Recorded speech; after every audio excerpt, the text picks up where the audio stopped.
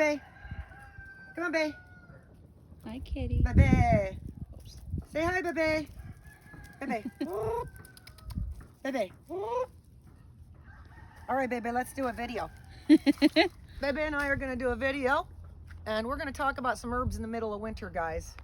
And that being said, so we're in February, zone 9B. It's pretty warm today, feels about 70, but we've had some really cold freezing temperatures. We fluctuate a little too much over here, to be honest, folks.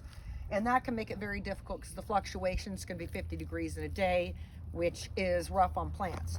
But if you come over here, I wanted to show you guys, because you love these herbs so much, how does this stuff do in the dead of winter? Now, obviously, if you're in Michigan, folks, it's going to be a whole nother game because you are dealing with real winters. Here in San Diego, we have fake winters, is what we kind of call it. So, without stepping on my garlic here, there's our mullein. Now, this mullein has been growing since spring of last year. Now, this particular area, and this one's got beautiful rosettes on it, this particular area did not take off right away because I wasn't watering. But this plant does quite well in a very drought situation. It's got a beautiful rosette compared to the others. You can see this one's got two. Now, we all know what this is used for. This is God's gift to your respiratory tract, to your cough, helping you get all that mucus out of your body. This stuff is a mucus killer. But it does so many other things, guys. It's even beyond respiratory. It really is a general all well-being type of herb, not including the fact that I think they call it rabbit weed, and you obviously smoke it. Many people smoke mullein.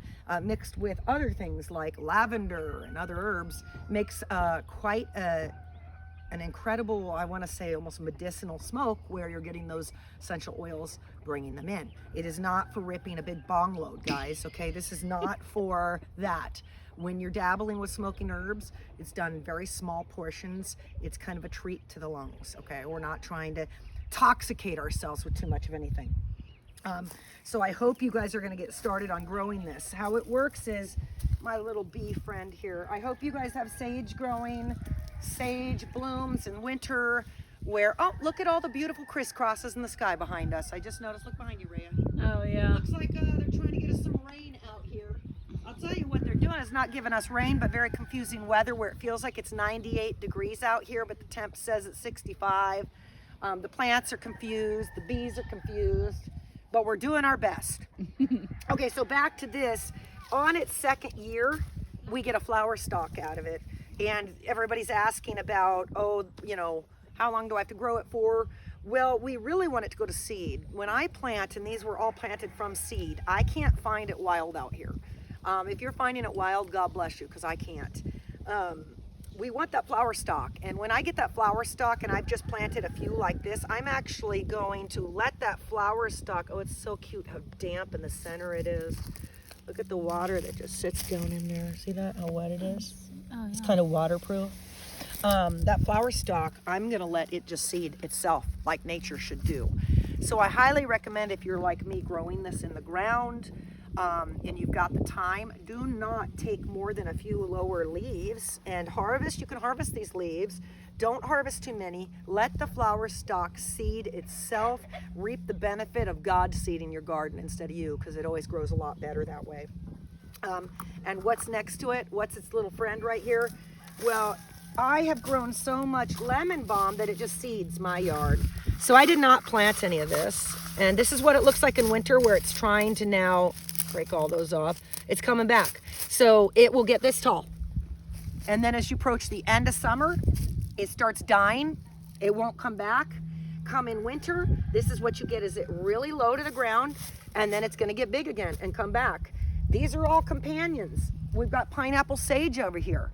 People go, well, I don't know where to put anything. We've got garlic right there. You're overthinking it, folks, okay? Stop overthinking it.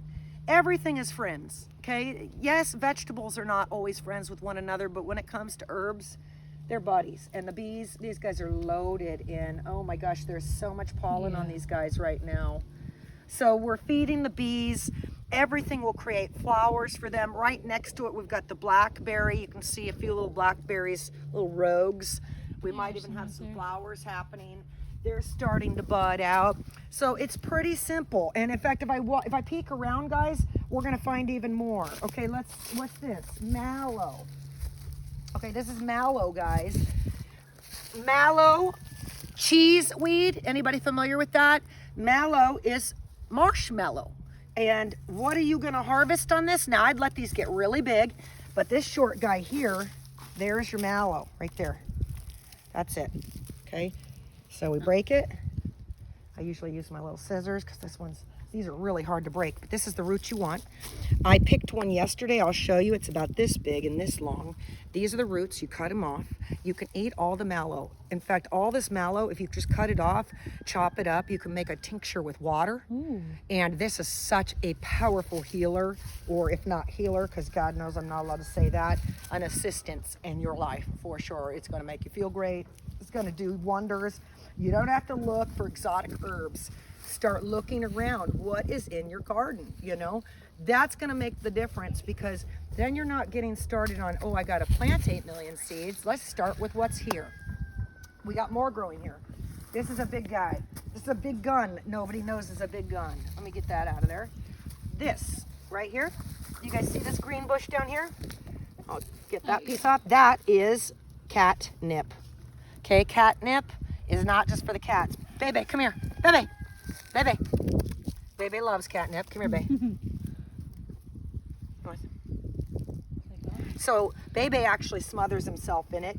Again, it's part of the mint family, like lemon balm. It's very low to the ground right now in winter. If you felt this clump, it is so thick, it's going to get huge.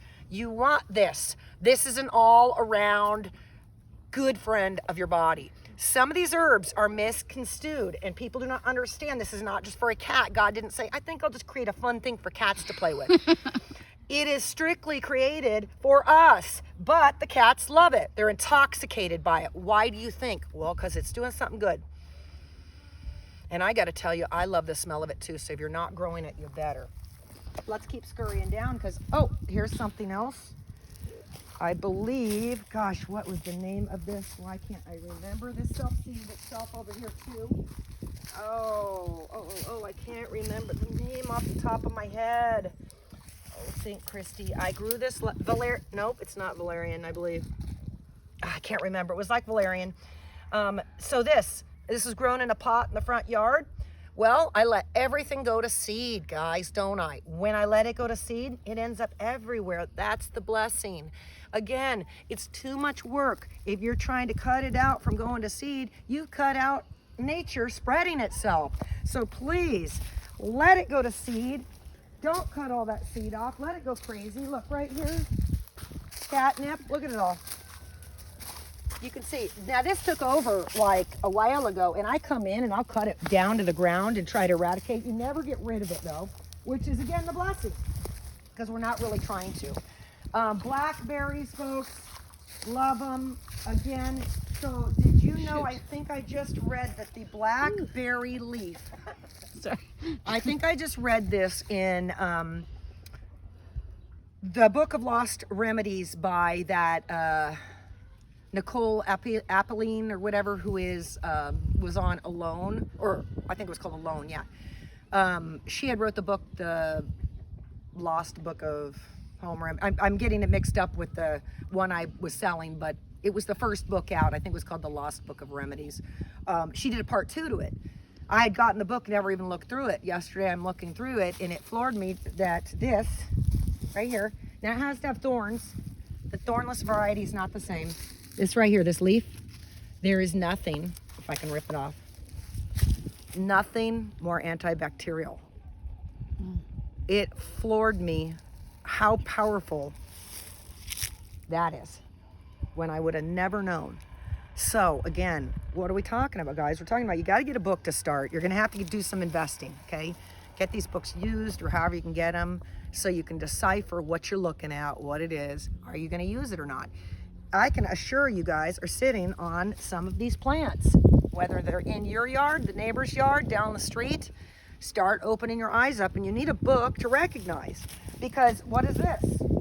This is a huge superfood. This is stinging nettle. We finally got some rain. Thank God for the rain. We're going to start seeing some more weeds because we've been so dry nothing. I mean, you can see my poor avocado says it, man. Oh, It was cooked, and that wasn't from the yeah. cold, guys. That was just dry, dry, dry. And we keep going down. I had some potatoes growing out here. Oh, looks like somebody got it. Look. I had a potato from years ago that I grew out here. So what do? I love just going, hey, let's make a little surprise for ourselves, guys. Guess what? We'll have potatoes by the end of the year. You can mix all this in. There's regular garden sage right there, white sage right there. You can mix it all in. You can see the girls love it. They live over here in the midst of all this. We'll do one quick peek down this side. So I had it, this was my mother lavender bush over here, you can see. The very first lavender I planted took up this whole area. It was 8 feet wide. It got so out of control, it went through the fence. I hacked it down to cut it out and remove it because I couldn't get to this tree. And look, it came right back. So if you keep them moist, guys, and you got them happy, you're gonna get it right back. You can't kill the stuff. Let's see, do we got anything down here? Okay, I think we'll end on this nice room here. A big, big one that if you're not making use of it, then you're just missing out. This guy, what is this? Well, guys, it's sow thistle, okay? Sow thistle. I did videos and videos on this. Number one, it was called sow thistle because they fed it to their sows to bring in milk. It's such a superfood. What do we use it for? You want this entire thing, you want to chop it up, and you want to put it in water and make a strong tea out of it. You can put it in the refrigerator and drink it later, usually cool. You don't want to drink this one hot. It has got so much nourishment. You'll thank me later because I can't even say of something it does because it does too much. A lot of these herbs, when they have a book themselves of what they do, I can't sit there and tell you guys. You want to know the medicinal benefits, you got to do some research because some of these herbs, you want me to give you a paragraph of it and I can't. There's no possible way. So we've got our figs. I chopped all back, guys, over here. What else are we looking at? Look at my favorite, more catnip, guys. Let it go crazy. I love it when people go, oh gosh, but what if it's evasive? What if it's evasive? What the hell is this stuff right here? What is this crap? Huh? What am I supposed to do with the Bermuda grass? We want that evasive. We don't want that. You get enough of this evasive. I'd rather walk over this all day long than have this crap.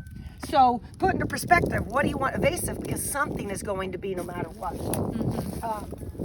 And let's see what else. Keep on down this backside, guys. More sow thistle. I'll be harvesting all of those. And here we go. Let's just finish up with the blackberry.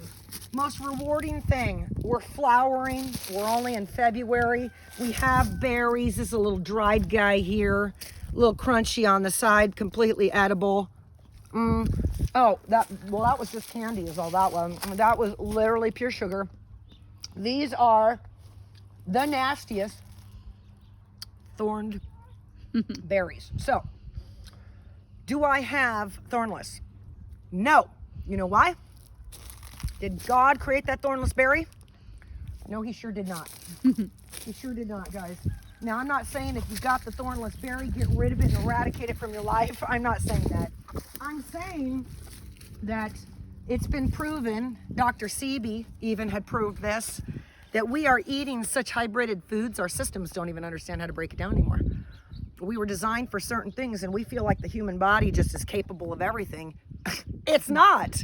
So when it sees a lot of these food sources that, you know, look like they're perfectly natural, yeah, they are, but they have been changed. And each time we change by grafting onto something else or you know, modifying it, however you are in a test tube, which they do plenty of, you are harming that food from being a potential goodness in our life. And so that's why a lot of these foods you'll think, oh, but I'm doing this. Well, guess what? It's not as great for you as you think. Now, my favorite, the kefir lime, just to finish this area. Look, there's one in here. It's not even lime season, but everyone should own a kefir lime. Not only is the lime medicinal, the leaf is super medicinal, guys. If I can get it off. This. Oh, Jesus, it's just heaven. Smell that, Rhea. So this is definitely something you're going to want to plant. Find your way to this. Limes are exceptional for us, guys. And remember, when is the lime ripe? When it's yellow. None here, because we're at the end of the season. We're just blooming. But that taps us out, guys, for the front garden and companion planting with certain herbs that are just really basic for the beginner. Nothing too complicated, okay? We didn't get into anything real crazy. So I hope you guys all take some consideration of getting some plants crammed in there, get them some friends. The more happy they are is when they're near others. Nobody wants to be the one single plant out in a desolate field. Get them some friends, guys, and you're going to see that garden flourish, and you're going to start making those teas like we are.